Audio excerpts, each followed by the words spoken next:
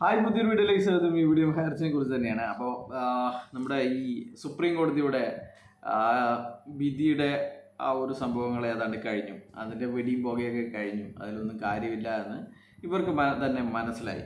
അപ്പോൾ ഇവര് പിന്നെ ഈ ഒരു എങ്ങനെയെങ്കിലും ഒരു ചില പൈസ വാങ്ങിയിട്ട് എങ്ങനെയെങ്കിലും ഒരു കേസ് അവർക്കറിയാൻ പറ്റും, ഒന്നും വലിയ കാര്യം ഉണ്ടാവില്ല. എന്നാലും ഇവരുടെ നിർബന്ധപ്രകാരമായിരിക്കാം, കമ്പനിയുടെ ആൾക്കാരുടെ ലീഡർമാരുടെ ആൾക്കാരുടെ നിർബന്ധപ്രകാരമായിരിക്കാം ഈ വക്കീലന്മാർ ഈ കേസ് ഏറ്റെടുക്കുന്നത്.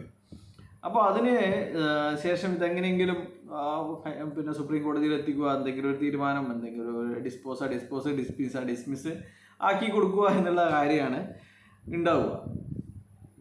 അപ്പോൾ ഇവരുടെ ഈ കേസിൻ്റെ ഡീറ്റെയിൽസ് ഒക്കെ നോക്കിക്കഴിഞ്ഞാൽ 7 തെറ്റുകളാണ് ഈ ഫയലിങ്ങുമായി ബന്ധപ്പെട്ട് 7 തെറ്റുകളാണ് ഇവരുടെ ഫയലിങ്ങിൽ ഉണ്ടായിരുന്നത്.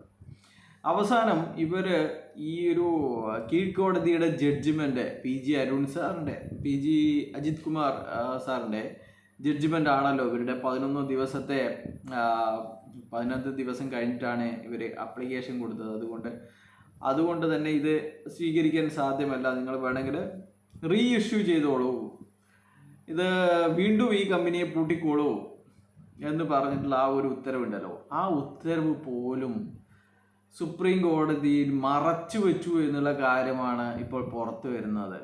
അത്രമാത്രം എന്താണ് ഇവന്മാരെയൊക്കെ വിളിക്കേണ്ട വാക്കുകൾ എനിക്കൊന്ന് അറിയില്ല.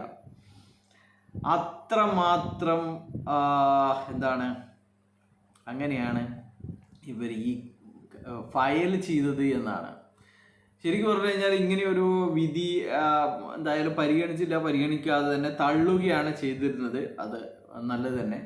പക്ഷേ ഈ ഒരു വിധി അതിൻ്റെ കൂടെ ഉണ്ടായിരുന്നുവെങ്കിൽ ഇതായിരിക്കില്ല, ഇവർക്ക് ഫൈൻ അടക്കം കിട്ടാനുള്ള എല്ലാ സാധ്യതകളും ഉണ്ടായിരുന്നു. കൂടുതൽ രൂക്ഷമായ ഭാഷയിൽ ഇവരെ കോടതി വിമർശിക്കുമായിരുന്നു എന്നാണ് മനസ്സിലാക്കുന്നത്. ഇവരുടെ ഈ ഡോക്യുമെന്റ്സിന്റെ ഈ കാര്യങ്ങൾ നോക്കിക്കഴിഞ്ഞാൽ ഇവര് 2 ഡോക്യുമെന്റ്സാണ്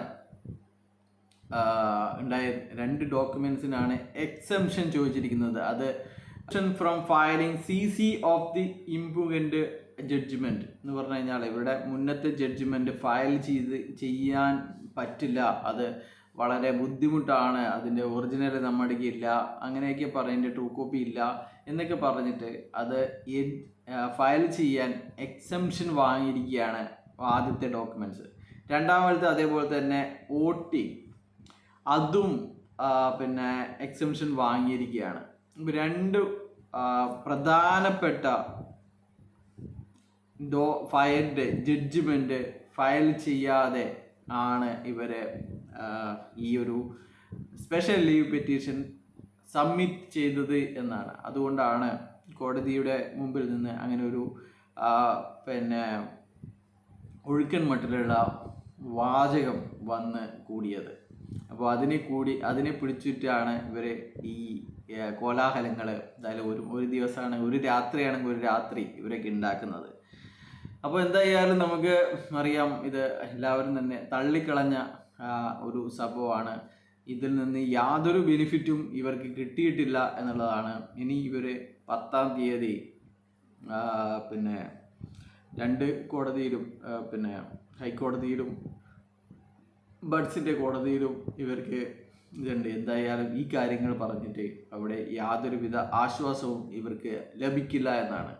ചില ആൾക്കാരൊക്കെ ഈ 10 ലക്ഷവും 20 ലക്ഷവും ഒക്കെ ഉണ്ടാക്കിയിട്ട് ഇപ്പം പൈസ കിട്ടാതെ വന്ന് അത് യൂട്യൂബിലേക്ക് കൂടെ വന്നിട്ട് അതിന് ആശ്വാസം കണ്ടെത്തുന്ന, വരുമാനം കണ്ടെത്തുന്ന ചില ആൾക്കാരൊക്കെ ഇപ്പം പറയുന്നത്, ഞാൻ ഇങ്ങനെ പറയുന്നത് ഒരുപാട് ആൾക്കാർക്ക് പൈസ നഷ്ടപ്പെട്ടിട്ടുണ്ട്, അവർക്ക് ആശ്വാസം കിട്ടട്ടെ എന്ന് വിചാരിച്ചാണ് എന്തായാലും അത്തരത്തിലുള്ള യാഥാർത്ഥ്യം മറച്ചു പിടിച്ച് ആശ്വാസം മാത്രമാണ് നൽകുന്നത് എന്ന് പറഞ്ഞതിൽ വളരെയധികം സന്തോഷമുണ്ട്. നമുക്ക് ആശ്വാസമാണോ, അല്ലെങ്കിൽ ഇപ്പം കുറച്ച് കാലത്തേക്കുള്ള ആശ്വാസമാണല്ല, ദീർഘകാലത്തേക്കുള്ള ആശ്വാസത്തിനേക്ക് വേണ്ടിയിട്ടാണ്, അവർക്ക് നഷ്ടപ്പെട്ട പണം മുഴുവനായും തിരിച്ചു കിട്ടാൻ വേണ്ടിയിട്ടാണ് നമ്മളൊക്കെ നിയമ വഴിയിലൂടെ ഇവർ പോകണമെന്ന് പറയുന്നത്.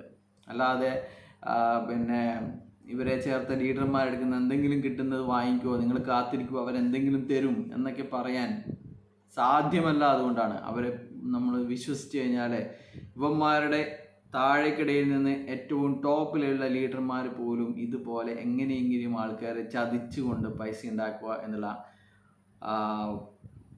മനോഭാവത്തിൽ ജീവിക്കുന്നവരാണ്.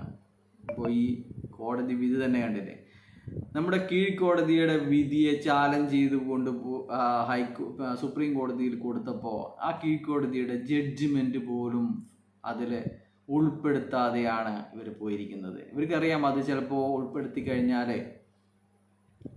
കഴിഞ്ഞാൽ തിരിച്ചടിയായിരിക്കും, ഇതെങ്കിലും വലിച്ച് ദൂരെ കളയുമെന്ന് ഇവർക്ക് ഉറപ്പായിരുന്നു. പക്ഷേ അത് ഉൾപ്പെടുത്താതെ തന്നെ ഇത് വലിച്ച് ദൂരെ കളഞ്ഞു എന്നുള്ളതാണ്. ഡിസ്പോസിനെ ഡിസ്മിസ് എന്ന് പറഞ്ഞ് തള്ളിയിരുന്ന ഒരു ഡാഷ് ഉണ്ടായിരുന്നു. അപ്പോൾ അവനെ ഈ ഒരു വിധിയിൽ ഡിസ്മിസ് എന്ന വാക്ക് അവൻ ആ ആദ്യത്തെ പാരഗ്രാഫ് അങ്ങ് ഒഴിവാക്കിയിട്ടാണ് ഇന്ന് വന്ന് തള്ളിയിരുന്നത് എന്നുള്ള കാര്യങ്ങൾ നിങ്ങൾ മനസ്സിലാക്കുക. അവന് സെലക്റ്റീവാണ്. അവൻ എന്താണ് പിന്നെ ആൾക്കാരെ ട്വിസ്റ്റ് ചെയ്യിക്കാൻ, ആൾക്കാരെ പിന്നെ പറ്റിക്കാൻ വേണ്ടി എന്തൊക്കെ ഉപയോഗിക്കാൻ പറ്റുമോ അതുപോലെ തന്നെയാണ് ഇപ്പോഴും ഉള്ളത് എന്നാണ് പറയാനുള്ളത്. എന്തുകൊണ്ട് അവൻ ആദ്യത്തെ പാരഗ്രാഫ് ഇത് ഡിസ്മിസ്സായി നമ്മുടെ ശ്രീനാഥ് പ്രതാപൻ വക്കീലിനോട് വിളിച്ചു ചോദിച്ച ആ വാചകത്തെക്കുറിച്ച് എന്തുകൊണ്ട് ഇവൻ ഒന്നും പറയാൻ പറ്റുന്നില്ല? ശ്രീനാഥ് പ്രതാപൻ വക്കീലിനോട് എന്താണ് സാറേ നമ്മുടെ ആദ്യം അത് ഡിസ്മിസ് എന്ന് കാണുന്നത് എന്ന് പറഞ്ഞത് നിങ്ങൾക്കൊക്കെ കേട്ടിട്ടുണ്ടാവും. ഇനിയിപ്പം പറഞ്ഞു കൊടുക്കേണ്ട ആവശ്യമൊന്നുമില്ല എന്ന്. അതിപ്പോൾ പിന്നെ വക്കീൽ അപ്പോൾ അതിന് മറുപടിയായിട്ട് പറഞ്ഞിട്ടുണ്ട്, നമ്മുടെ കേസ് തള്ളീന്, നമ്മുടെ കേസ് തള്ളിപ്പോയിട്ടുണ്ടായിരുന്നു, പക്ഷേങ്കിൽ അതിൻ്റെ രണ്ടാമത്തെ കാര്യത്തിൽ ചില കാര്യങ്ങളുണ്ട് എന്നുള്ള ഒരു ആശ്വാസ വാക്കുകളാണ് ആ വക്കീൽ പറഞ്ഞുകൊണ്ടിരുന്നത്. എന്തുകൊണ്ട് ഇവൻ എല്ലാത്തിനെ കുറിച്ചും സത്യം മാത്രം പറയുന്ന ഇവൻ വന്നിട്ട് ആ ഒരു ഡിസ്മിസ് എന്ന് പറഞ്ഞ ആ ഒരു കാര്യത്തെക്കുറിച്ച് എന്താണ് ഇവൻ പറയാത്തത്? എന്നിട്ട് ഇവൻ ഇടയ്ക്കിടയ്ക്ക് ലൂസിഫർ എന്ന് പറയുന്നത് ഒഴുപ്പുണ്ടോ നിനക്കൊക്കെ? ഇനി പറയാണെന്ന് ഞാൻ ചീത്ത തന്നെ പറഞ്ഞു പോകും. അതുകൊണ്ട് നിർത്തുന്നു. ബൈ.